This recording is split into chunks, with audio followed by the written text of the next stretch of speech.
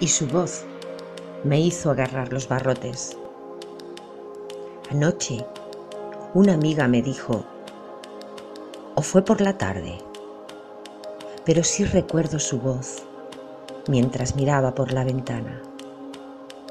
Decía, Álvaro, y al decirlo, los barrotes que protegían mi ventana se hicieron deseables de agarrar.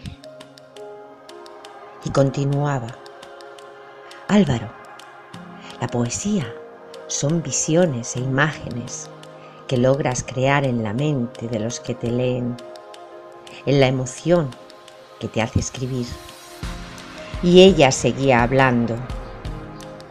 Entre mis manos, los barrotes se deshicieron en fragmentos y flashes de días dispersos para crear y puzlear algunas historias de las que difícilmente se te caen por el agujero de la indiferencia.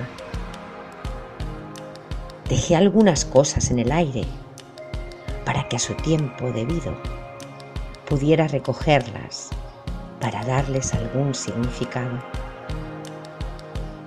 Poema de las Crónicas de Ava, en la voz de Rosa Ayuso.